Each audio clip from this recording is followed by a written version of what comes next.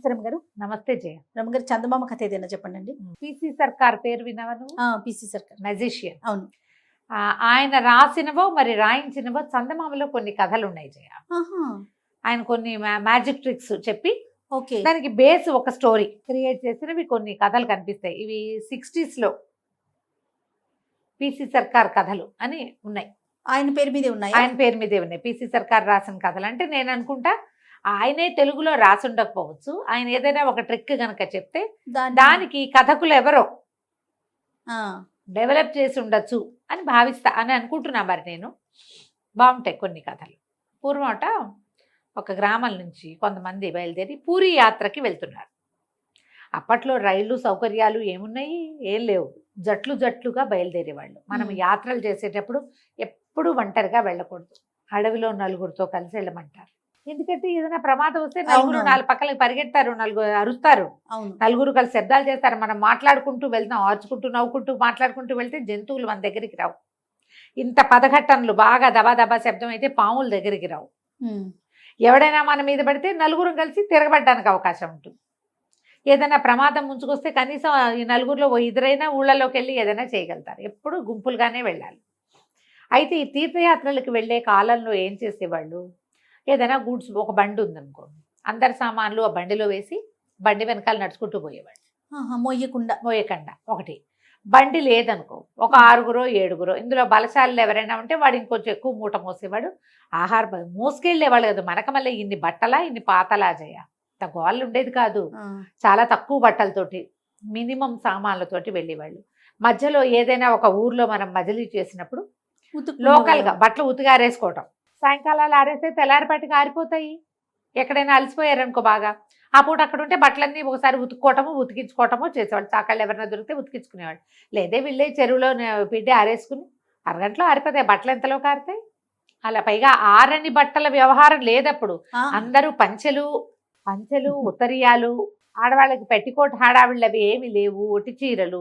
పైగా ఈ యాత్రల్లో ఆడవాళ్ళు చాలా తక్కువ, మగవారే ఎక్కువ ఉండేవాళ్ళు. కనీసం ఎన్ని పద్ధతుల్లో మార్పు రమ్మగారు. ఒక యాత్ర అనే విషయం మాట్లాడుకుంటే ఎన్ని వెనక్కి వెళ్లాల్సి వస్తుంది, ఎన్ని విషయాల్లో మనం మార్పుగా ఉన్నాము కదండి. బట్టల దగ్గర నుంచి, తిండి దగ్గర నుంచి, వస్తువుల దగ్గర నుంచి, వెళ్ళే జనాల దగ్గర నుంచి చాలా మార్పులే. ఈ జట్లుగా వెళ్లే వాళ్ళలో అజితుడని ఒక పల్లెటూరి కుర్రవాడు. అజిత్ మంచి బలశాలి. కర్రసాములో వాడిది అందవేసిన చెయ్యి, చాలా గట్టివాడు. అయితే వెళ్తుంటే ఏమైంది, పూరి నగరానికి కొంత యువతలు ఉండగానే పూరికి అంత ఒక 4 రోజులు ఇంకా ఉంది.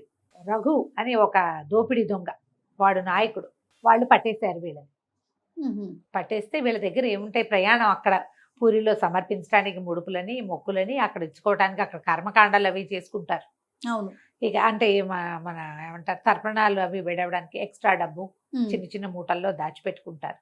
ఎంతో కొంత ఓ కడియమనో ఏదో ఉంటాయా ఉంగరాలనో ఇవన్నీ కొట్టేశారు. ఆ రఘు ఏం చేశాడు, ఒక పెద్ద గుంపుని వేసుకుని వీళ్ళ మీద పడ్డాడు. దారి దోపిడీ వాళ్ళు పడేసరికల్లా అజిత్ మంచి కరసాము కదా, వాడు తిరగబడ్డాడు. చేత వచ్చిన వాడు ఆగడు కదా. తిరగబడేసరికల్లా రఘు గట్టిగా అరిచి కేకలు పెట్టాడు. ఏమిటి కాళికాదేవి వరప్రసాదిని నాకు ఆ మీద తిరగబడతావుగా అన్నాడు. ఇక కొట్టాడు, అది కొట్టాడు, ఇది కొట్టాడు. మొత్తానికి 4 మీద పడి ఈ అజిత్తుని పట్టేశారు. కొంతమంది పారిపోయారు, అందరి దగ్గర నుంచి డబ్బులు లాగేసుకున్నారు. తిరగబడ్డాడు కాబట్టి వీడిని వదిలిపెట్టలా వాళ్ళు, మిగిలిన వాళ్ళని వదిలేశారు. అయితే వాడి బంధుపడు దొంగలు ఇంకా ఉన్నారు కదా, దారి దోపిడీ వాళ్ళంతా అన్నారు కత్తి ఒకటి ఇచ్చారు రఘుకి. ఇచ్చి ఒక్క వేటితో వీడి తల నరికేయమన్నారు. అనేసరికి కాదు తలనరికేదు, సర్వలక్షణ సంపన్నంగా ఉన్నాడు, వీడిని కాళికకి బలిద్దాం. ఈ దారి ఏమన్నా బందిపోటు దొంగలు, దారి దోపిడీ దొంగలు, దోపిడీ ముఠాలన్నిటికీ కాళికాదేవే వాళ్ళ దేవత. వాళ్ళు వెళ్ళేటప్పుడు కాళీకి చెప్పెళ్తారు యాత్ర సఫలం చెయ్యి అని. తిరిగి వచ్చాక మేకపోతునో వేటపోతునో ఇస్తారు, ఎనిపోతునో. ఇప్పుడు వీడిని ఇచ్చేద్దాం అన్నాడు. అనేసాక పట్టేశారు. మిగిలిన వాళ్ళంతా అల్లబోదిబో అయ్యో కుర్రాడు వదిలే అన్నారు. వదిలేదు గిదిలేదు, వాడిని ఈడ్చిపోయారు. ఆ జీతుని ఈడ్చుకెళ్ళిపోయారు. సరే ఏం చేశారు, ఒక కుటీరంలో బంధించారు. ఇతను పాపం వాళ్ళ తాత ముత్తాత అందరివి పేర్లు అవి రాసుకున్నాడు. పూరి యాత్రకు బయలుదేరాడు స్నేహితులతోటి. అందరు కొంచెం పెద్దవాళ్ళే, వయసు మళ్ళిన వాళ్ళు. ఏం చేయాలో తెలియదు, ఎట్లాగైనా తప్పించుకోవాలని చాలా చాలా చాలా ప్రయత్నం చేశాడు. ఏమీ కుదరలా. సరే రాత్రికి లాక్కుపోయారు కదా, తెల్లవారాక చూస్తే ఈ కుటీరానికి దగ్గరలో చుట్టూతా ఒక తోట, అది ఆ తోటలోనే ఉన్నాయి వీళ్ళ ఇళ్ళు. తోటని ఒక రకమైన అడవి. మందార పువ్వులు చెట్లు, మందార చెట్లు ఎంత విరగబూసినాయో, ఎర్రగా జపాకుసుమాలు అంటారు, జపాపుష్పం అని రాస్తారు కథలో కూడా. ఎర్రటి పువ్వులు, దానిమ్మ చెట్లు, తర్వాత నిమ్మ చెట్లు ఉన్నాయి. ఒక నిమ్మ చెట్టు అయితే అసలు ఈ కుటీరానికి ఆనుకునే ఉంది, కిటికీలోంచి అందేలాగా ఉన్నాయి నిమ్మకాయలు. మధ్య మధ్యలో నిమ్మ చెట్టు గాలి కూడా వస్తుంది. ఇతను గట్టిగా గాలి పీల్చుకున్నాడు, వాసన వస్తుంది. ఏదైనా చేసి కంచి పారిపోవాలి, బయటికి వెళ్ళాలి, ఎట్లా అని ఆలోచిస్తున్నాడు. ఈ అజిత్ వాళ్ళ మేనమామ ఇంద్రజాలం చేసేవాడు, మ్యాజిషియన్ ఆయన. ఆయన దగ్గర కొన్ని ట్రిక్కులు నేర్చుకున్నాడు అజిత్. సరే ఆలోచించుకున్నాడు. తెల్లవారిన తర్వాత ఇంకొక 3 రోజుల వ్యవధి ఉంది దేనికి, బలివ్వడానికి. ఆ రఘు వచ్చాడు. నువ్వు కర్రసాములు మాత్రం నిన్ను మెచ్చుకోవాలి రోయ్, నువ్వు చాలా గట్టిగా తిరగబడ్డావు.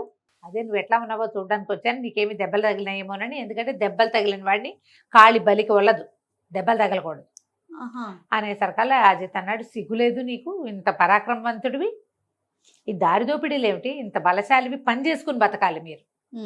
పైగా మా కాళి ఒప్పుకుందంటావు, కాళికి ఎందుకు ఒప్పుకుంటుంది? ఎవరినైనా కొట్టి చంపడానికి, ఇతరుల సొమ్ము ఉచితార్థం తీసుకుని తినడానికి కాళి ఒప్పుకుంటుందా? కాళికి పేరు పెట్టుకుని నువ్వు ఇలాంటి పనులు చేస్తున్నావు. చక్కగా నిజాయితీగా బతకండి, అందరూ బలశాలు, నాగలు పెట్టి దున్నారంటే పంటంతా మీదే, ఇట్లాంటి పనులు చెయ్యొద్దు నువ్వు అనేసరికల్లా లాగి కొట్టబోయాడు రఘు.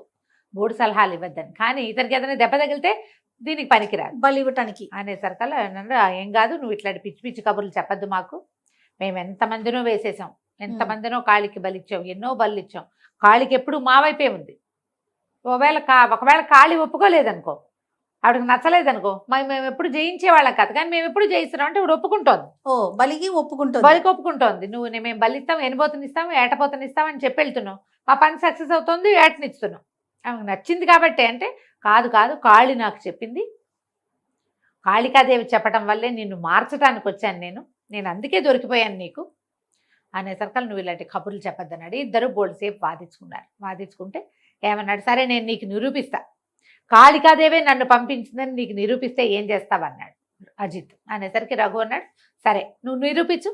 ఎట్లా నిరూపిస్తావు అంటే, ఏదైనా ఒక సామాన్యమైన వస్తువు కావాలి అని అటు ఇటు చూశాడు. అక్కడ ఒక కాగితం పడి, ఆ కాగితాన్ని పర్రమని చింపాడు మధ్యలోకి. తను తెల్ల ముక్క పెట్టుకున్నాడు. తను ఒక పేపర్ తన దగ్గర ఉంది, 2వ పేపర్ రఘు చేతిలో పెట్టాడు.